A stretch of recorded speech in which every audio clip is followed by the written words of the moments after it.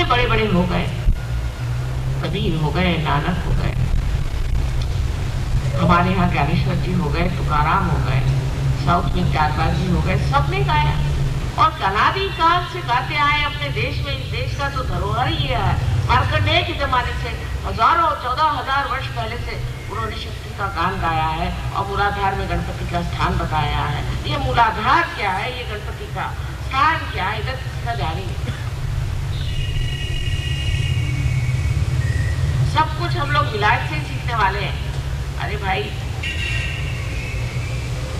उन लोगों को अभी कम से कम 100 जन्म लेने पड़ेंगे जब आपके चरणों तक आएंगे। आप है कहाँ? उनके अनुकरण करने के पीछे में लगे हो। ये तो ऐसा ही हुआ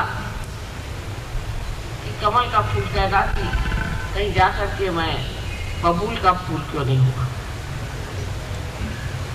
कहाँ आप और कहाँ वो, आपका उनका कोई मुकाबला नहीं, मेरा विश्वास है। क्या वो बड़े खुश लोग हैं? बेटे माँ को मार देते हैं, माँ बच्चों को मार देती है। अजीब तमाशा है। वो कोई इंसान है, जानवर से भी बदतर जात। और उनसे हमें क्या सीखने का है?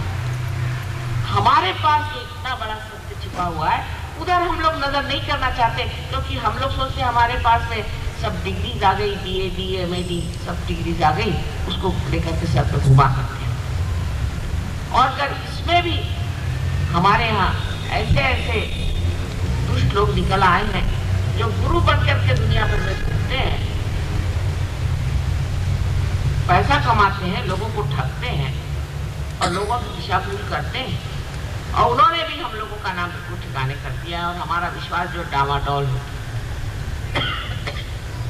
लेकिन मान लीजिए कि ऐसी कोई चीज है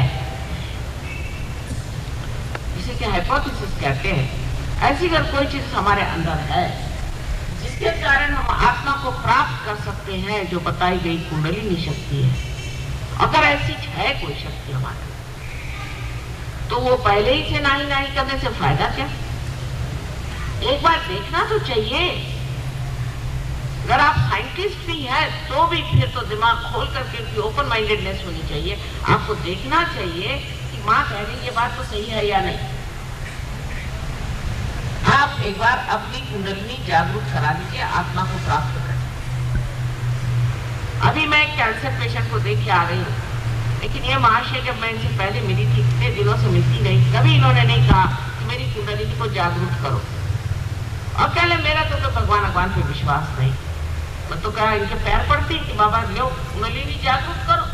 बड़े विद्वान बनते अभी कैंसर से पड़े हुए हैं, अब मुझे बुलाया कि हमारी कुंडलिनी जागरूक करो। दुनिया भर की बीमारियां, दुनिया भर की आफत अपने अंदर है। इसकी वजह अभी हम पूर्ण स्थिति में नहीं आए, आधी स्थिति में। आधी स्थिति में कोई सी भी चीज खराब हो सकती है, हमें पूर्णावस्था में जाना है। और उसके लिए आपके अंदर ये शक्ति कुंडलिनी की है। ऐसे हजारों वर्षों से हमारे लोगों ने बताया हुआ है। अभी ये जो गा रही थी वही सब गा रही थी, लेकिन क्या ये सब क्या झूठ बोलते थे? उन्होंने क्या कोई प्राइमरी वगैरह करने का विचार किया था क्या? वो क्या सब बेकार की बातें थी? या हम लोगों के पास में ही ये अकल नहीं है कि हम अपने अंदर जो इतने बड़े बड़े महान लोग हो गए उधर नजर करें? ये तो गुलामी की पकड़ हमारे अंदर है कि जो अंग्रेजी भाषा में लिखा है वही सब विद्वत्ता है, वही सब ज्ञान है और बाकी सब बेवकूफी है। कम से कम हमारे इस देश की जो धरोहर है, जो हेरिटेज है, उसकी ओर नजर करें तो आपको पता चलेगा कि इस देश में सिर्फ इस महाराष्ट्र में ही न जाने कितने संत साधु हो गए और सब एक ही बात कहते हैं। सबने एक ही बात कही।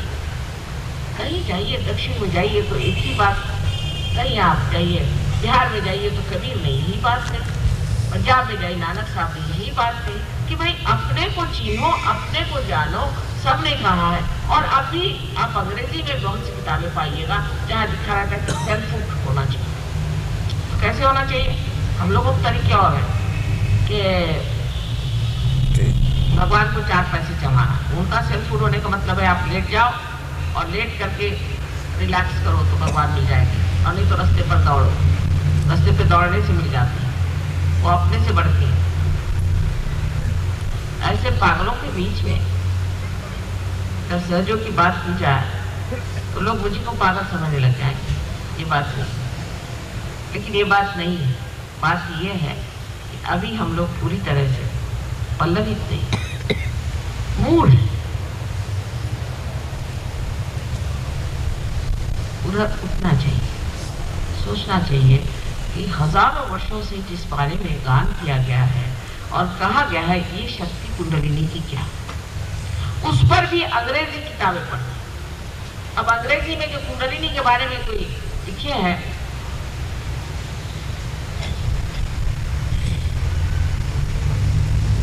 वो इतनी गलत बातें हैं कि वो उसमें सत्य जरा सा भी नहीं। एक साहब तो लिखते हैं कि कुंडलिनी पेट में होती, मैंने कहा आपके सर में होगी। इस तरह की बेवकूफी की बातें सारी लिखी, इनको संस्कृत का कोई ज्ञान नहीं था, जिन्होंने अंदर जाकर के देखा नहीं थी।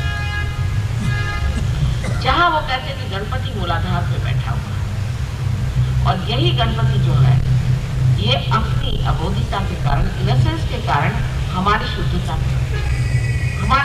बनाता है।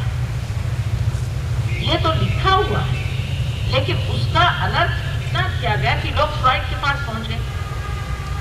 ये हमारे अकल वाले लोगों का काम है। इसे मैं शुद्ध बुद्धि नहीं कहूँ, ये प्योर इंटेलिजेंस नहीं है, ये नॉनसेंस है।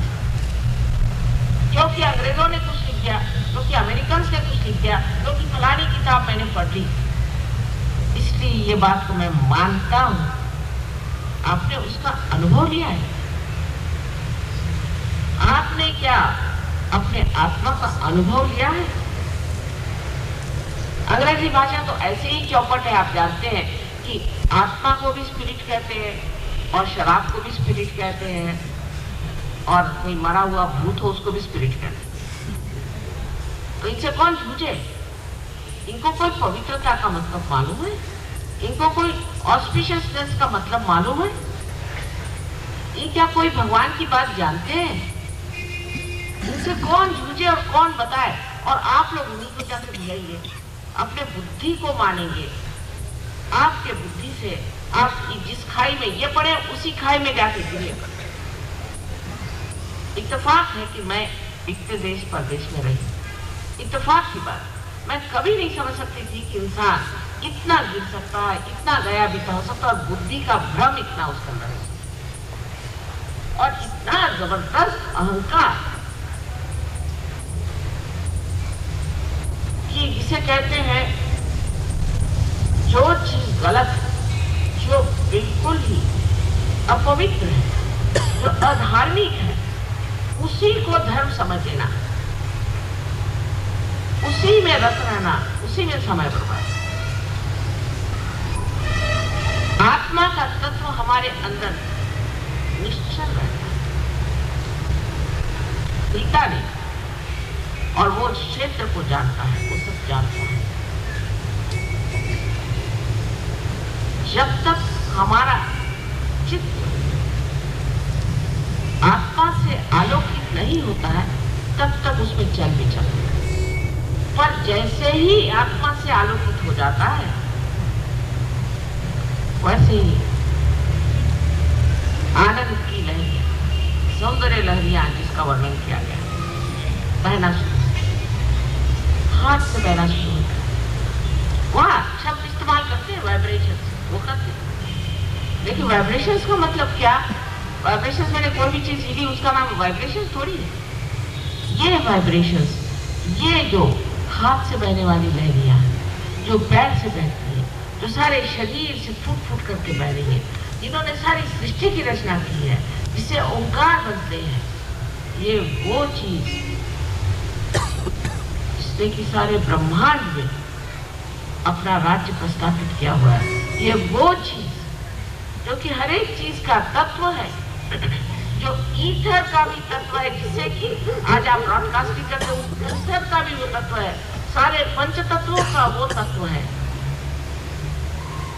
उस तत्व का जो अधिष्ठा है, उसका जो राजा है, वो आत्मा आपके हृदय में बसता है।